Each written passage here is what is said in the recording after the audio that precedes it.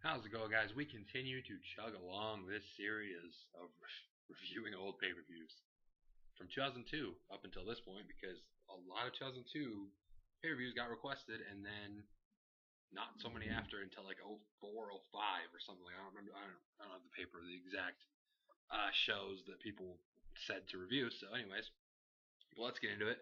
No Mercy, 2002. Starts off with Undertaker backstage and he's chilling with Kane. And Kane comes back in and he's like, whoops. He's like, how was your week, Undertaker? And I said, something's going on here. And then it happened. We'll get to it when it gets to the match. Something that I've heard so much about over the years was at this pay per view. The first match was Jericho and Christian against Goldberg, Gold Dust, and Booker T. Um, love seeing old Gold Dust and Booker T stuff. Good for them. Part that killed me about this match, Jericho's going to jump off the ropes and do some crazy stuff, and the ropes snap, just straight break, and everything's like, oh, I'm just looking around. And Jericho's like, shit, what's going on here? Ropes bust, but that ended up causing a ref distraction. Um, what was it? Crap, I can't. How did that match end? Oh yeah. It was a distraction, so Jericho ends up hitting a bulldog onto the title belt and ends up getting the win for himself and Christian. It was a good match. I mean, those are four dudes. You know it's going to be a good match with those four guys in there, so good stuff there.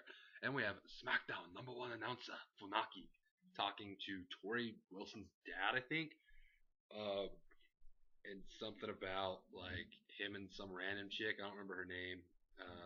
It was it was like Dawn Marie. I don't remember her ever. So first time seeing her, I think. But he was about how Tori Wilson's dad kept getting involved with her or something. They were in the shower or some random stuff, and then Tori Wilson's dad hits the Bill Clinton. I do not have sexual relations with that woman, Miss Dawn Marie. That was good stuff. And then we get to the match, Tori versus that Dawn Marie chick. Tori Wilson ends up winning with a swinging neck breaker. I mean, better than the US matches we get now, I guess. So take it for what you will. The next match was Rob Van Dam versus Ric Flair.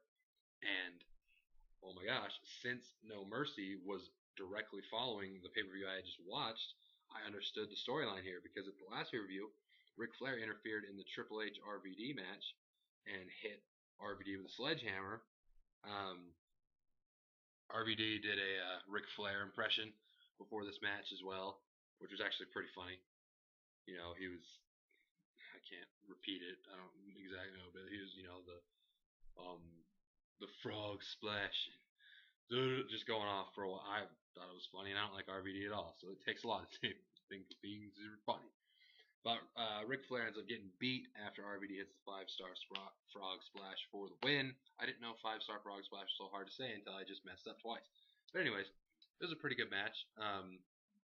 RVD, maybe, see, things like this make sense. I never saw this RVD. I'm just used to the old RVD that I don't like very much.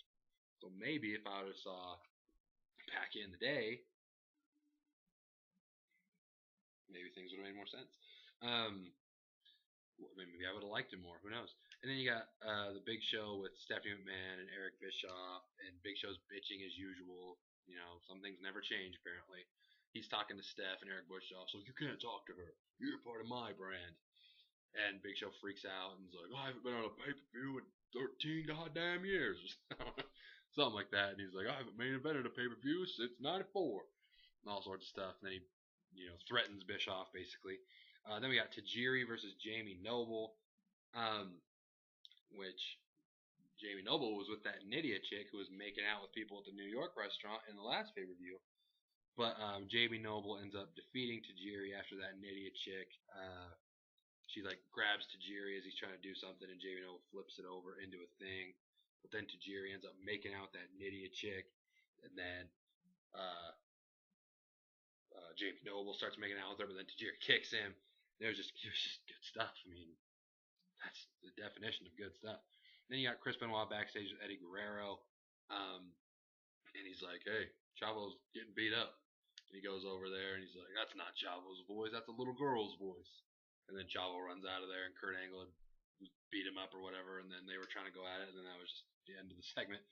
Then we got Kane versus Triple H, champion versus champion, world champ versus intercontinental champ, winner take all.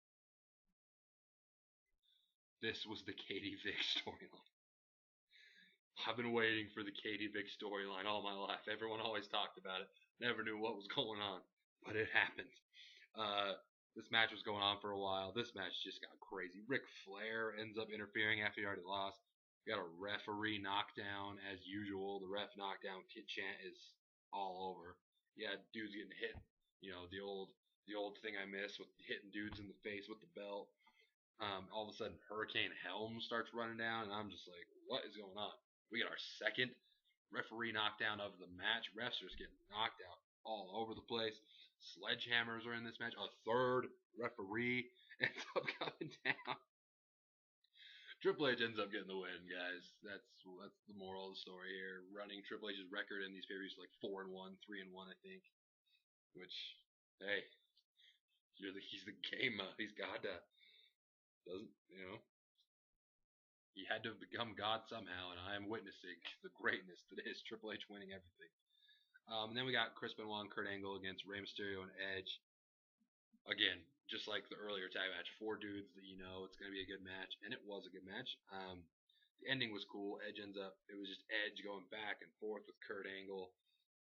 You know, they were trying to get the upper hand on each other, and they just couldn't. And then finally, Kurt Angle gets Edge to tap on an ankle lock. Looked sick, looked nasty. Loved it. Then you got Trish versus Victoria. I think it was Victoria. And it, you know, it's like, I love Trish Stratus, so it's always fun to see her, especially when she wins. She won by roll up. No real in-depth commentary on this. Trish is really hot. Trish won. That's all you need. I enjoyed it because of that. And then we got, oh man, another one of those matches. On SummerSlam, it was Triple H and Shawn Michaels. You guys know I missed all this stuff. Why didn't you tell me about it? Hell in a Cell, Brock Lesnar versus The Undertaker. Still badass Taker, still biker Taker. So I was siding with Brock on this one. WrestleMania 30, when Undertaker's his correct gimmick. Obviously, I'm an Undertaker guy. But in this, I do not support biker Taker, so I was cheering for Brock. This match was brutal. Blood everywhere. Even Paul Heyman was busted up.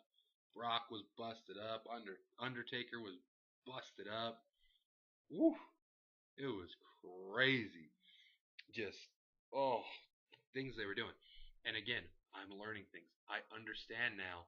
Like, because back in the day, when I was a kid, I saw Undertaker, Shawn Michaels, Hell in a Cell, Undertaker, Mankind, Hell in a Cell. So I get it.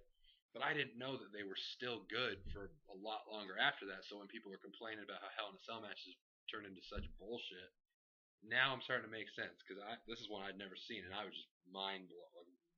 Like, what is going on here? The end ended up coming. Undertaker looks like he has a tombstone.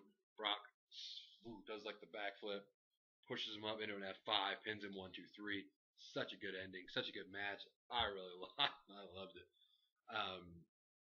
And then Brock Lesnar climbs up to the top of the cell, poses on the top of the cell with the title, like a badass that he is.